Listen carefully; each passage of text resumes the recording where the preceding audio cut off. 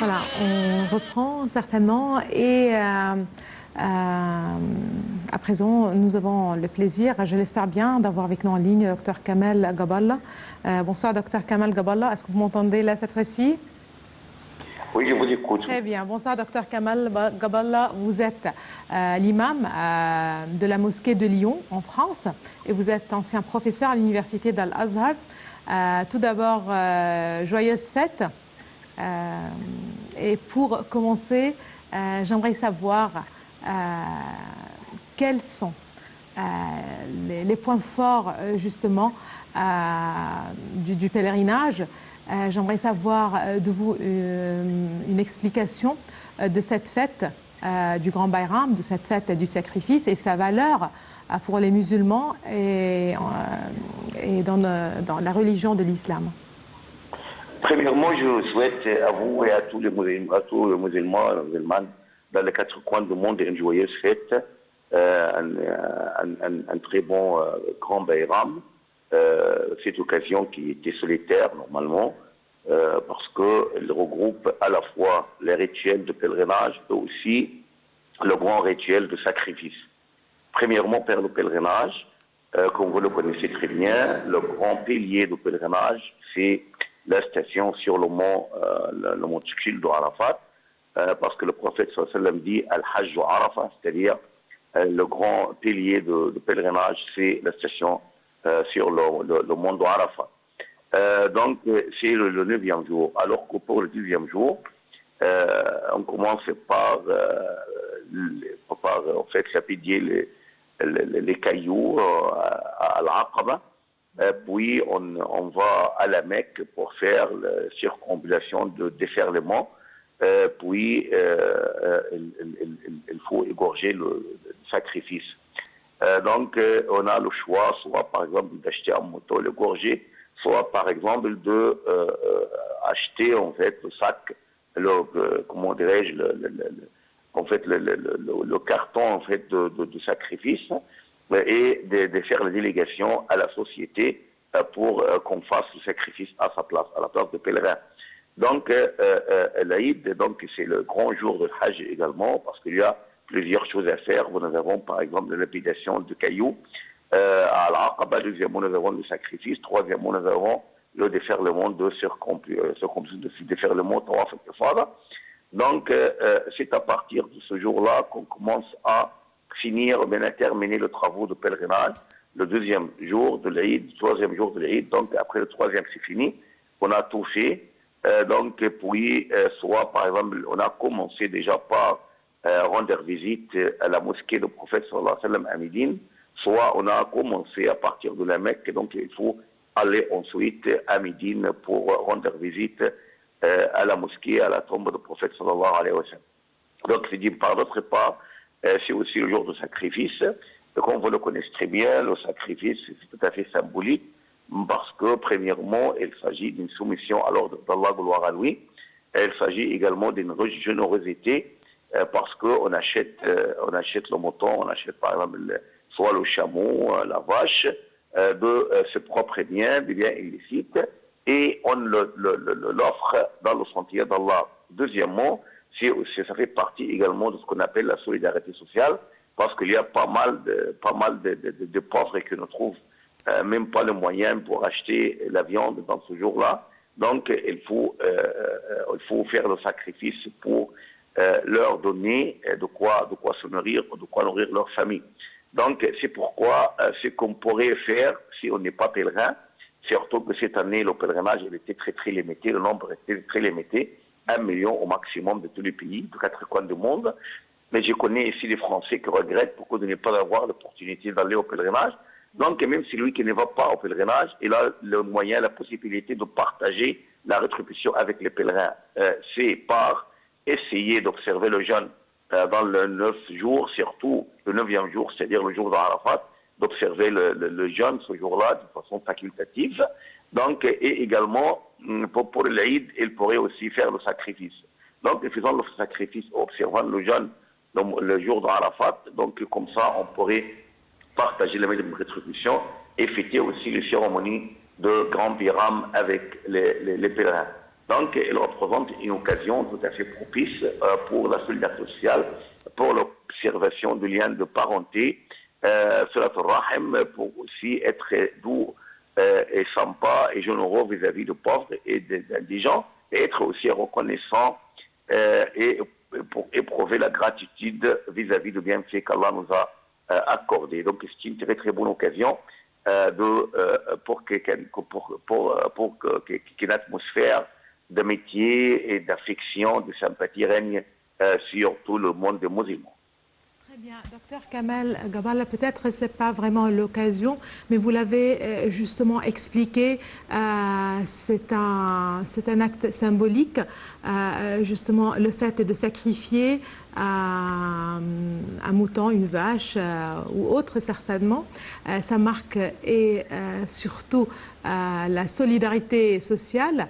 De ce fait, tout le monde plus ou moins aura la possibilité de fêter, de manger, de nourrir sa famille, c'est-à-dire un moment de partage entre pauvres et riches certainement. Comment est-ce que vous pouvez expliquer cet acte de sacrifice et qui est tout d'abord symbolique, comme vous l'avez mentionné, un acte de soumission, de dévotion de la part du prophète Ibrahim ou Abraham, justement à tous ceux qui n'arrivent pas à comprendre ce qui est derrière cet acte et à quel point ça aide à insister sur la solidarité sociale, sur le partage, sur la tolérance et autres. Oui, premièrement, oui, cela nous évoque, nous rappelle en fait l'occasion, le souvenir d'Abraham, oui, que le salut soit sur lui, où il était tout à fait prédisposé à sacrifier son fils pour satisfaire à Allah, mais Allah, par son indulgence et sa merci, il l'alternait par un mouton qui était descendu du ciel, que Abraham a égorgé à la place de son fils. Donc, comment profiter du sacrifice pour ancrer en fait les liens de parenté, la solidarité sociale et ainsi de suite. En fait, le prophète nous a enseigné que la bête sacrifiée doit être subdivisée en 3 parties. La première partie, c'est pour la famille, c'est-à-dire pour le sacrifiant lui-même, qui pourrait stocker de la viande pour le jour qui suit. Et la deuxième partie, c'est pour les proches parents, à titre d'affection et de sympathie, pour leur montrer que lui, il est dans l'aisance, donc il n'est pas loin de leur prêter l'aide et l'assistance. La troisième partie, c'est pour le pauvre. Donc, comme ça, on pourrait créer effectivement la solidarité sociale. Mais il ne faut pas oublier à ce propos qu'on ne pourrait ne rien stocker. Hein. Je vous dis pourquoi. Parce que le prophète sallallahu alayhi wa sallam, pendant la disette, pendant la pénurie, il avait dit à tous les musulmans, à tous qui avaient sacrifié, il ne faut pas garder la viande au-delà de 3 jours. D'accord? Donc l'année suivante, le prophète était interrogé par le compagnon, est-ce que nous allons offrir toute la viande au-delà de 3 jours? Il a dit non, vous pouvez manger, vous pouvez stocker, vous pouvez par exemple faire des charités de cette viande. On lui a posé la question, mais pourquoi on était ordonné d'agir autrement l'année dernière? Il a dit parce que les gens sont dans la pauvreté, sont dans la misère, dans la disette. Donc, comme ça, si on trouve qu'il y a une crise économique en Égypte, il y a des gens qui n'ont pas de viande, qui ne peuvent pas acheter, donc on pourrait opter pour le hadith du prophète sallam et en fait donner en charité toute la viande et garder seulement la viande pour 3 jours, alors qu'on donne tout le reste. Soit par exemple les proches parents, soit pauvres et misérables. Donc c'est comme ça qu'on pourrait créer cette solidarité, cette affection sociale et comme ça donc cet acte sera tout à fait reconnu aussi bien par le pauvre que par Allah, gloire à lui, conformément au verset quiconque glorifie les rituels d'Allah, donc cela montre que là de la bonté dans le corps, de la piété dans le corps. Donc, il faut faire en sorte que ce grand périam soit une occasion heureuse pour tous les musulmans. Donc, pour que cela se fasse, donc il faut être toujours au secours de pauvres et de nécessités. Très bien, ça c'est la signification la plus claire et la plus importante de cette fête. J'aimerais bien saisir l'occasion, si vous me le permettez, docteur Kamal Gaballah. Comment est-ce que justement la communauté musulmane célèbre-t-elle cette fête en France en général, à Lyon plus particulièrement, et aussi avec la levée de restrictions justement sanitaires liées au Covid-19, la prière est autorisée en plein air ou autre? Quel détail vous avez? Bon, donc on a dépassé en fait cette étape de confinement, surtout en Égypte, parce que tous les événements se passent. Vous avez par exemple des supporters de football, par exemple dans les stades. Vous avez par exemple les cinémas sont ouverts, par exemple les fêtes musicales et tout, donc sont en vigueur. Donc, je crois que c'est mieux de faire la prière, c'est de faire la prière de l'Aïd en plein air et ne pas la faire dans la mosquée, parce que la mosquée, une fois encombrée en fait, et donc cela pourrait aggraver la situation de Covid. Donc, c'est pourquoi c'est mieux, comme c'était la tradition du prophète sallallahu alayhi wa sallam, de faire le pèlerinage de l'Aïd en plein air, c'est-à-dire dans des cours qui sont ouvertes de tous côtés, et comme ça, donc il y a toujours un changement d'heure, une fraîcheur d'air, donc comme ça, on pourrait éviter d'être frappé par cette maladie. Oui, mais donc je ne conseille pas que de telles prières soient faites dans les mosquées, parce que les mosquées, donc, bon, c'est un espace presque clos. Donc, dans l'espace ouvert, c'est mieux pour éviter la contamination. Très bien. Retour au pèlerinage.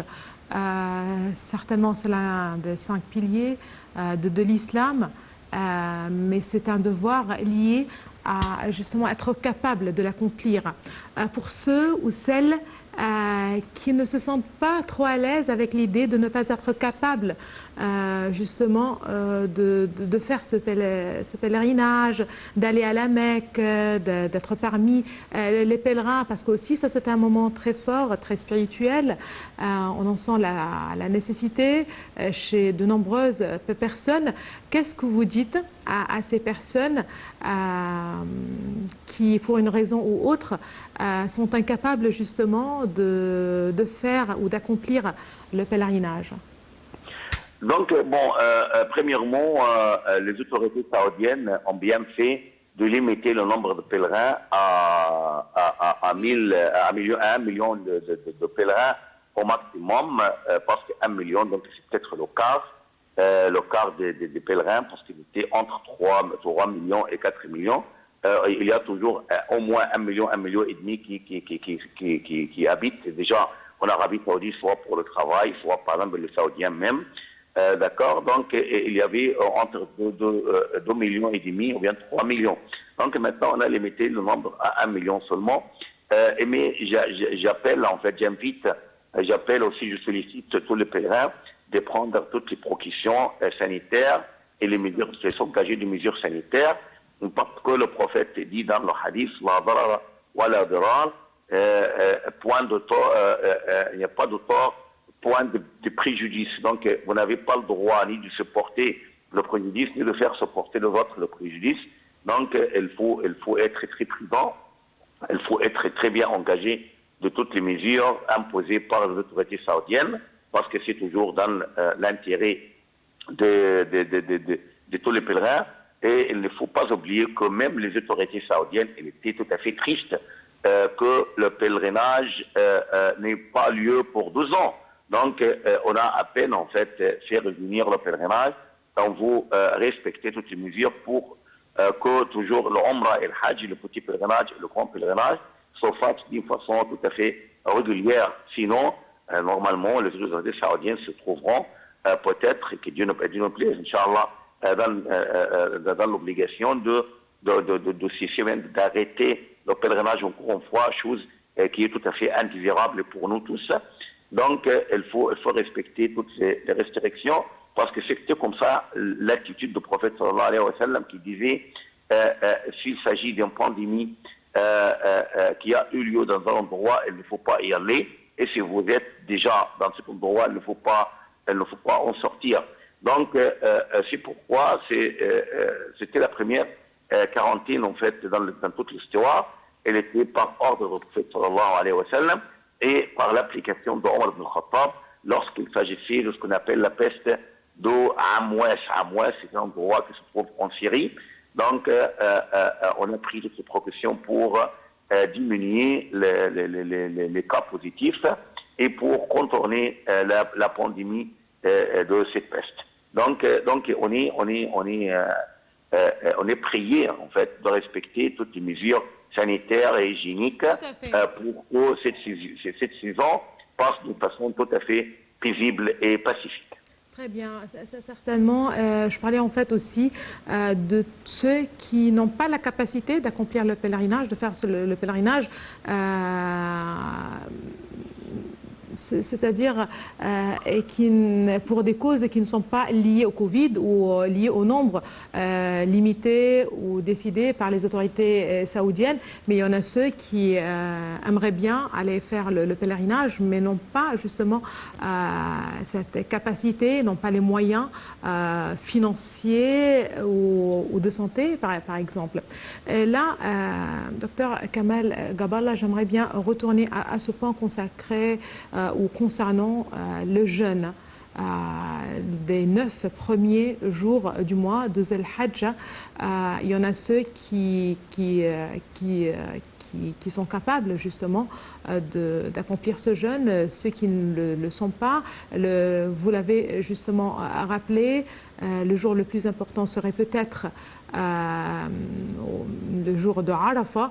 Mais justement, est-ce que c'est possible, par exemple, de jeûner les 3 derniers jours, les 4 derniers jours, ou c'est tout un tout, c'est-à-dire ou bien les 9 jours, ou bien le jour de Arafat? Bon, il faut faire la distinction entre celui qui ne va pas au pèlerinage faute de moyens, c'est-à-dire moyens financiers, n'a pas le moyen, par exemple, pour payer à peu près peut-être 100 000 livres égyptiennes pour faire bien petite, peut-être plus, hein, d'accord. Donc lui, il n'est pas adressé par l'obligation de pèlerinage, parce que le pèlerinage est destiné, en fait, cet ordre est destiné à quiconque on a le moyen, d'accord. Donc, si on n'a pas le moyen, comme je viens de le dire, on pourrait participer avec les pèlerins.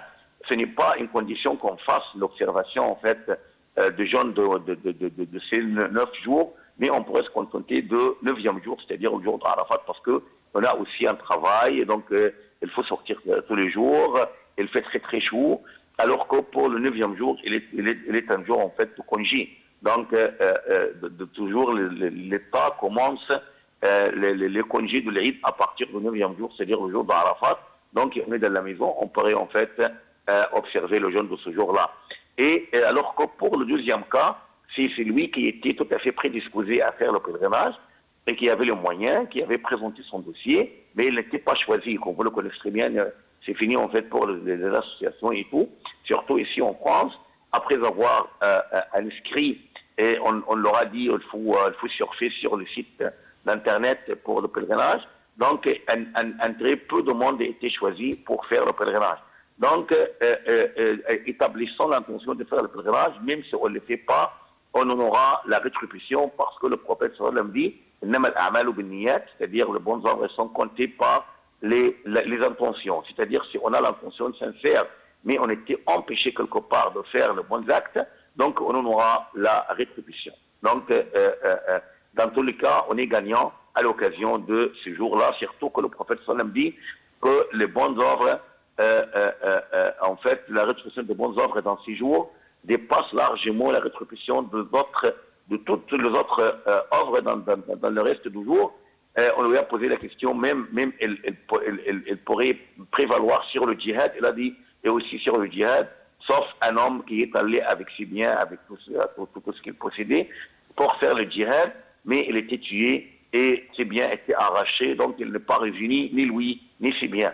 Donc c'est le seul cas qui pourrait être égal aux bonnes actions dans ces jours-là. Donc ces jours, en fait, sont les jours les plus bénis dans toute l'année. C'est pourquoi Allah a juré par ces jours en disant Wal Fajr, Wal Layalin Ashr, c'est-à-dire elle jure par l'aube et par les 10 nuits, les 10 nuits du début du mois de Zulhijjah.